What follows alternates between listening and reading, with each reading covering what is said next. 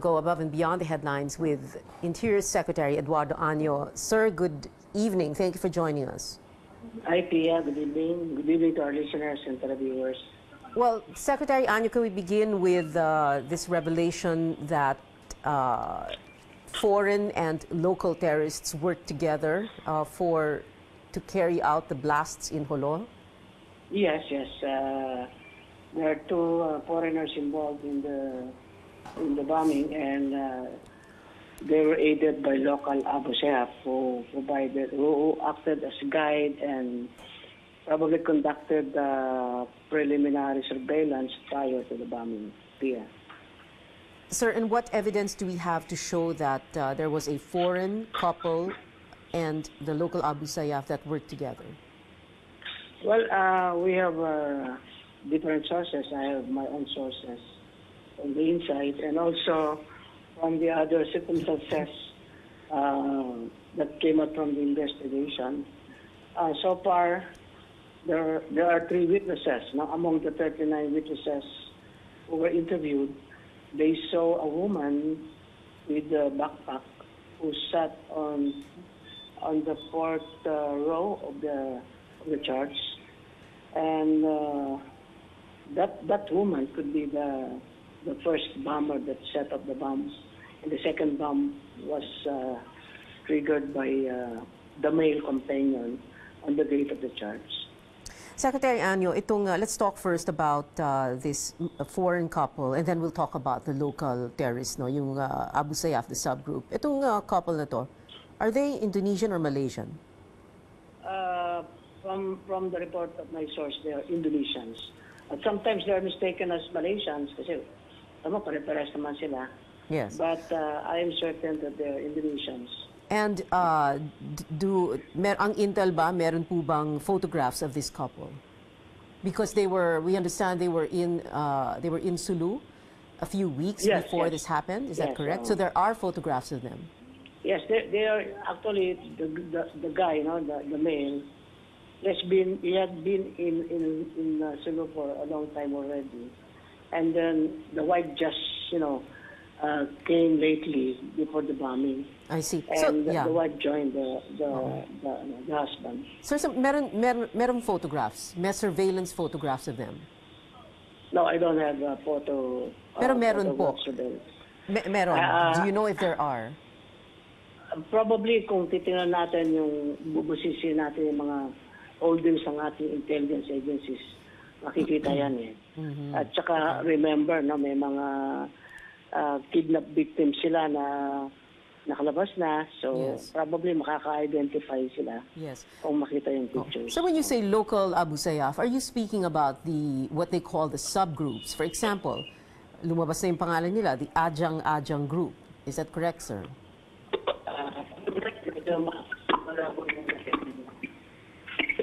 Secretary? Hello? Yes, Secretary Año. Itong subgroup ng Abu Sayyaf, ito po ba yung sinasabing Ajang group? Oh, yes. Ajang group.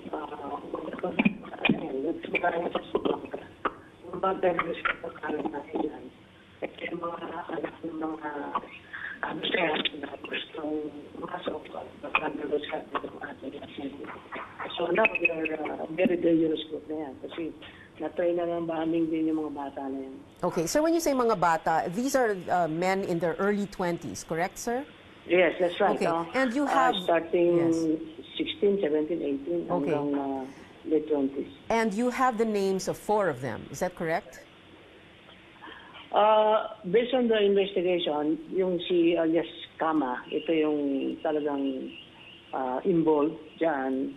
At based dun sa information ko rin, ito yung tumulong, nag-guide.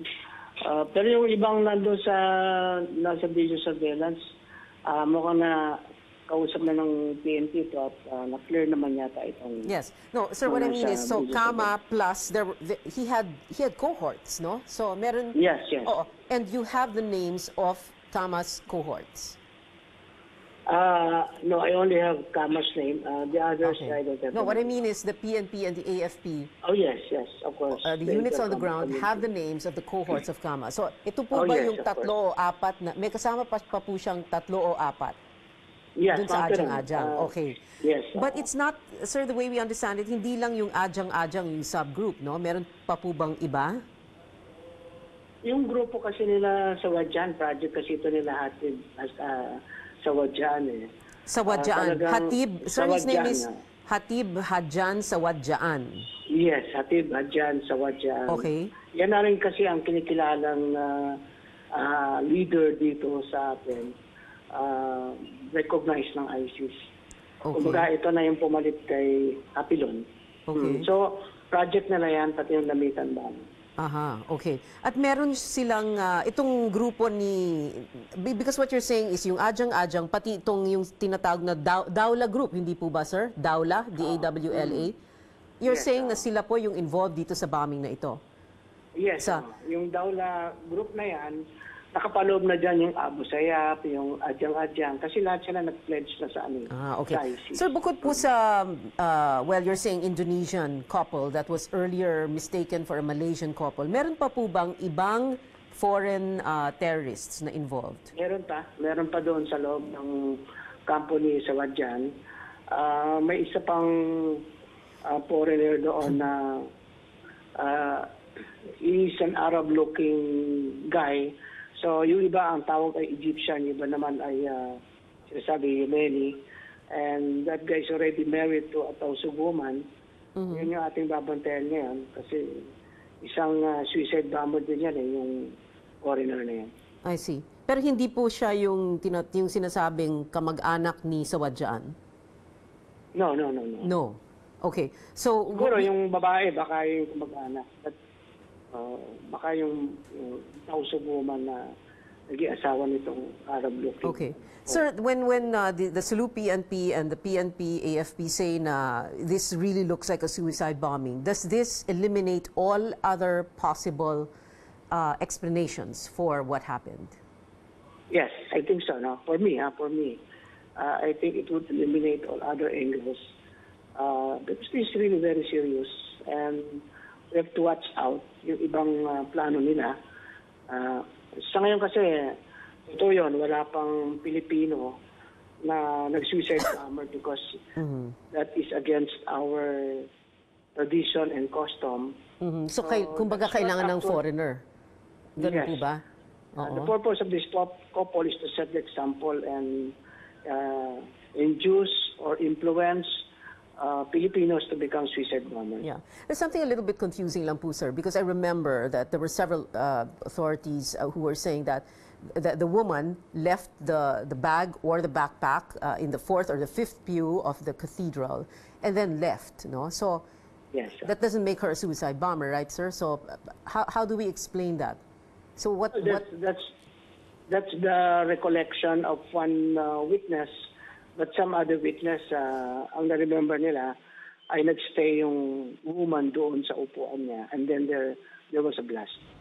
I see. Sir, were there other targets, and were these targets specified in the intel reports that came in? Well, they'd like to do it in progressive cities, particularly in Zamboanga or Davao or Cagayan de Oro, but they cannot leave Jolo. Hindi talaga sila makaalis sa Jolo. Except yung isa, yung si Abu Katib Magrebi, nakapunta siya ng Basilan. Again, escorted din siya nitong mga local Abu Sayyaf. Kaya siya nakarating ng Basilan. They would like to do it in the mainland Mindanao or probably here in Visayas and Luzon, but it's martial law. Nakakatulong yan para ma-prevent yung movement ng mga terrorists at mga cells nila outside Mindanao. Sir, Zamboanga, Davao City, Cagayan de Oro, ang target nila bukod sa... Okay? Yan ang kumbaga mga ideal targets yan. But then they have to really carry out an attack. Kaya nakita nila kung ano yung visible and as much as possible gusto nila yung itaas yung terror wars sa religious level. Kaya they choose churches and or cathedral, just like what they're doing in Indonesia also. Well, there was that grenade attack in on a mosque in Zamboanga City. That is not that wasn't part of the. Hindi ito kasama, walang connection. Yes, So, sino po itong Abu Khatib Maghrebi? Yeah, that was the Moroccan who set off the bomb in Lamitan, Basilan, in a checkpoint, in a military checkpoint. Okay. Sir, so what you're saying is that we have foreign terrorists, correct me if I'm wrong, and I'm speaking slowly so that you can correct me right away. We have, what we have now is a scenario where we have foreign terrorists in the island province of Sulu who are willing to do suicide bombing. That sounds very alarming. That's very alarming. That's why we have to watch it. And the AFP and PNP are doing everything. In fact, they're doing or conducting massive military operations on the layers of Sawadjaan and Susukan. So when you say layers, we're talking about what particular town? Is it, was it Patikul? I think that was the base of Ajang-Ajang ba yun? Yes, yes. Mga kampuhan ito sa bundok ng Patikul and adjacent area. Okay. And there, like you said earlier, there is no other possible explanation for this as to why this has happened. I mean, you know, a lot of people were also saying, so yes, there is martial law in Mindanao, it's just been extended, and yet you have something like this happening in a cathedral in Jolo. Well, the military is doing everything. And siguro, kung hindi sa martial law at alertness nila, baka mas marami pang nangyari bombing dyan. Marami silang na-thwart, na-discover ng IED. You know what's hard? These terrorists, they believe that they will go to heaven. So how can you stop a guy who believe that he would go to heaven? So doon sa, alam mo, doon sa Jolo Cathedral, doon na natutulog yung sundalo natin sa pagbabantay. Okay. Sir, just last few questions na lang. Do we have the names of this Indonesian couple? Yung lalaki, marami siyang code names, but I've got a name, Abu Huda. It's one of the names he used. Abu Huda. Alpha, Bravo Uniform, Hotel Uniform, Delta Alpha? That's right, yeah. Abu Huda, one of his names. Yeah. What are his other names, sir? I forgot the other name. Okay. Do we have the name of the wife, sir? No, I don't have the name of the wife. Kararating lang yung wife na yan, bago nag-embark sila sa mission. All right, so we have Abu Huda, whom we are presuming is dead. And I suppose machi-check po yan, no? Through forensic examination, for example. You have Abu... Yes. So far, doon sa ongoing investigation, ay meron doon dalawang pair ng female legs na hindi wala nakiklaim, walang identity. And also a broken skull or head, no? Lalaki. Wala rin nakiklaim at wala nakaka-identify. So then we have that Abu Khatib Maghrebi na sinasabi po ninyong Moroccan but is in Basilan. And then we are talking about how many other foreign terrorists in the island province of Sulu. Well, in Sulu, doon sa ready ng,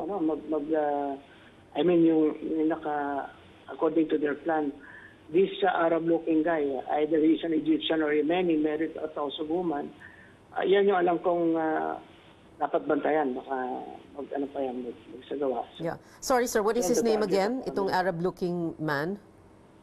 I don't have the name of that Arab-looking guy. Okay, so from here we are going in the direction of finalizing the results of the investigation, going after the perpetrators, and containing the situation. Yes. How confident are you, sir, that this situation can be contained? Because it's not, it doesn't sound good. All our intelligence agencies, particularly the AAP and the police intelligence community, has been alerted already, and I'm sure they're working around the clock. At kasama din yung military operations and police operations. So makukontay natin yan. I'm very confident that we will be able to get this remaining foreign terrorists. Yeah, sir, is there anything else you can share with us that we need to know? Well, counterterrorism is everybody's responsibility, not just the government. So I enjoin our citizens to help the government be vigilant, watchful, and report anything unusual. Then we can thwart any threat from these terror groups. All right. Secretary Eduardo Año of the Interior Department. Sir, maraming salamat po. Thank you for joining us.